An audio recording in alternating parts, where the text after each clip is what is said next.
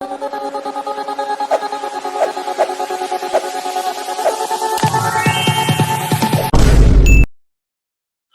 hello, welcome back to our channel. நான் உங்க PK வந்தாச்சு.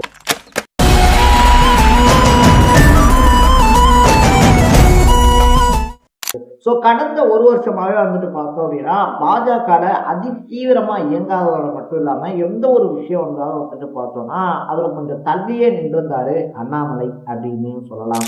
ஸோ 2-3 நாட்களுக்கு முன்னாடி வந்துட்டு பார்த்தோம் அப்படின்னா மும்மொழி கொள்கைக்கு அகைன்ஸ்டா வந்துட்டு ஸ்டேட்மெண்ட் கொடுத்து ஓஹோ அப்ப அண்ணாமலை வந்துட்டு கட்சி ஆரம்பிக்கிறது உண்மைதான் போல அப்படின்னு சொல்லிட்டு அரசியல் வட்டாரத்துல பேச்சுகளை எழுப்பி விட்டுருந்தாரு அப்படின்னு சொல்லலாம். ஸோ அதுக்கேற்ற மாதிரி வந்துட்டு பார்த்தோம் அப்படின்னா இன்னைக்கு டெல்லிக்கு போய் பாஜகவுடைய தலைவராக இருக்கக்கூடிய நிதின் நவீனை சந்திக்க போறப்ப கூட கட்சியில இருந்த பாஜக கொடி அப்படின்றத ரிமூவ் பண்ணிட்டு தான் ஏர்போர்ட்டுக்கு போறாரு.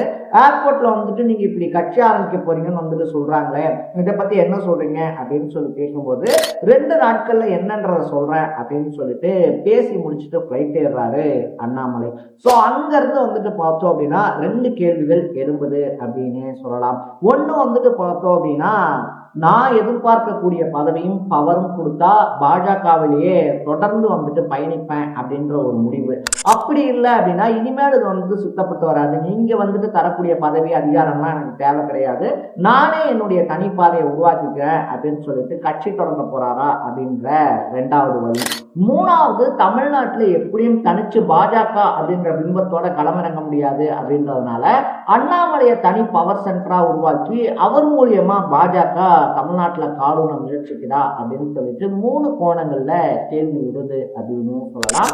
அதை பத்தி தான் விலாவாரியா பேச போறோம். ஸோ அதுக்கு முன்னாடி நம்ம சேனலுக்கு நீங்க புதுசா வந்திருந்தீங்க அப்படின்னா இதே மாதிரி அப்பப்ப அப்டேட்டா போயிட்டு இருக்க விஷயங்கள், அது கரண்ட் அஃபேர்ஸா இருந்தாலும் சரி, பாலிடிக்ஸா இருந்தாலும் சரி, ஸ்போர்ட்ஸா இருந்தாலும் சரி, அப்பப்ப அப்டேட்டா போயிட்டு இருக்க விஷயங்களை நீங்க தொடர்ந்து தெரிஞ்சுக்கணும் அப்படின்னு ஆசைப்பட்டீங்கன்னா மறக்காம சேனலை ஃபாலோவும் சப்ஸ்கிரைப் பண்ணிக்கோங்க. ஸோ ஃபர்ஸ்ட் ஆஃப் ஆல் வந்துட்டு பார்த்தோம்னா அண்ணாமலையை மாநில தலைவர் பதவியிலிருந்து மாத்தினதுல ஆரம்பிச்சே வந்துட்டு அவருடைய ஆதரவாளர்கள் தொடர்ந்து பாஜகவுக்கு எதிராகவே பேச ஆரம்பிச்சிருந்தாங்க அப்படின்னு தான் சொல்லணும். திமுக அதிமுக அகேன்ஸ்டா ஒரு 3வது நம்பிக்கை அப்படின்ற பிம்பத்தை பாஜக மேல கட்டிக்கிட்டு இருக்கும்போது கூட்டணிக்காக ஆசைப்பட்டு அண்ணாமலையை ஓரம் கட்டி இருந்துச்சு பாஜக. ஆனா தாவேக்காவுடைய வெற்றி அது எவ்வளவு பெரிய தப்பு அப்படின்றத பாஜக தலைமைக்கே உணர்த்தி இருந்துச்சு அப்படின்னு தான் சொல்லணும். இப்படிப்பட்ட சுச்சுவேஷன்ல தான் எலெக்ஷன்ல போட்டியிடுறதுக்கு சிங்காநல்லூர் தொகுதி கேட்டு அதுவும் ஒதுக்கப்படல. அதை தாண்டி வந்துட்டு பார்த்தோம்னா பாஜகலையும் நயினா நாகேந்திரன் மூலியமா ஓரம் கட்டப்படுறது அப்படின்னு சொல்லிட்டு ரொம்ப அமைதியா இருந்தாரு அண்ணாமலை.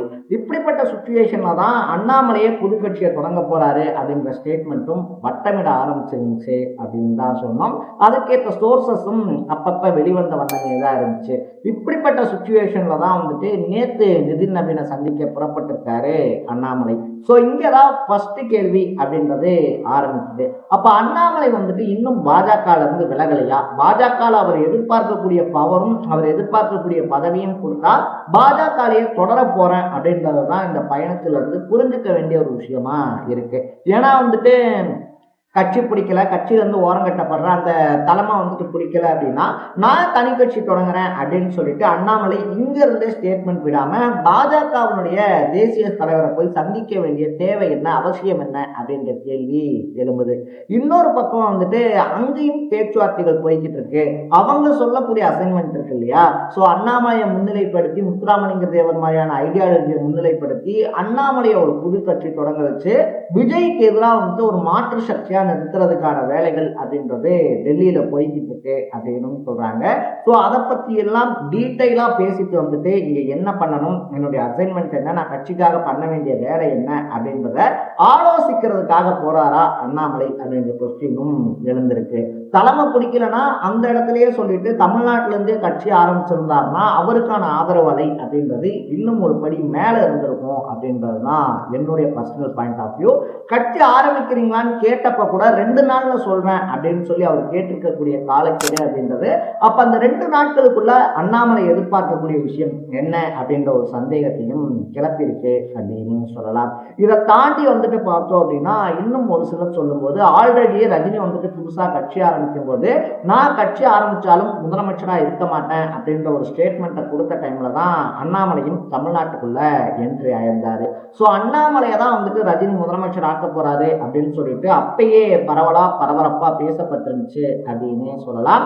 ஸோ அதனால மறுபடியும் அண்ணாமலைக்கு ரஜினியினுடைய ஆதரவு அப்படின்றது இருக்கு அப்படின்னு சொல்றாங்க. விஜயை வீழ்த்தணும் அப்படின்னா விஜய்க்கு ஈக்குவலான ரசிகர் பட்டாலும் அதை தாண்டி விஜய்க்கு இருக்கக்கூடிய அதே அளவுக்கு ஃபெமிலியரான பேசும் வேணும் அப்படின்றதுனால ரஜினி அவருடைய ஆதரவு அண்ணாமலைக்கு இருக்கு அப்படின்னு சொல்லப்பட்டதுக்கு அப்புறமா தான் இப்படி ஒரு துணிச்சலான முடிவுல அண்ணாமலை இறங்கி இருக்காரு அப்படின்னு சொல்லப்படுது. இதை தாண்டி பார்த்தோம் அப்படின்னா தன்னுடைய கட்சிக்காக சைக்கிள் சின்னத்தையும் கேட்கறதுக்கு முடிவு பண்ணியிருக்காராம் அண்ணாமலை. திமுகவும் அதிமுகவும் வேணாம் அப்படின்னு சொல்லிட்டு மக்கள் இங்க முடிவு எடுத்திருக்கிறதுனால இளம் தலைவர்கள் வரிசையில விஜய், உதயநிதி ஸ்டாலின் மாதிரி தன்னையும் ஒரு இளம் தலைவரா நிலைநிறுத்திக்கிறதுக்கு அண்ணாமலை முயற்சி பண்றாரு அப்படின்னு சொல்றாங்க. பாஜக மாநில தலைவரா இருந்தப்பயே அவருக்கான ஒரு ஆதரவாளர் கூட்டம் அப்படின்னு சொல்லி இருந்துச்சு. பாஜகவில் இருக்கிறதுனாலதான் அண்ணாமலைக்கு எதிராக பலரும் பேசினாங்களே தவிர அண்ணாமலையினுடைய அதிரடி அரசியலுக்கு பலருமே இங்க ரசிகர்கள் தான் அப்படின்னு சொல்றாங்க. சோ அண்ணாமலை என்ன முடிவெடுக்க போறாரு? டெல்லியில பாஜக கொடுக்கக்கூடிய ஐடியாலஜியை இங்க இம்ப்ளிமெண்ட் பண்ண போறாரா, இல்ல இதுக்கு மேல உங்களுக்கும் எனக்கும் ஒத்து இல்லை உறவு இல்லை அப்படின்னு சொல்லிட்டு அங்க உதறி தள்ளிட்டு இங்க கட்சி ஆரம்பிக்க போறாரா அப்படின்றதுதான் பெரிய கேள்வி. முத்துராமலிங்க தேவரை மையப்படுத்தி கிறிஸ்டின் மிஷினரி இருக்கு இல்லையா, அவங்களுடைய ஆட்சி தான் இங்க நடந்துகிட்டு இருக்கு அப்படின்ற ஐடியாலஜில மிஷினரி விசஸ் மிஷினரி அப்படின்ற ஐடியாலஜி தான் பாஜக சைட்ல இருந்து கொடுக்கப்பட்டிருக்கக்கூடிய அசைன்மெண்ட் அப்படின்ற பேச்சும் அடிபடுது.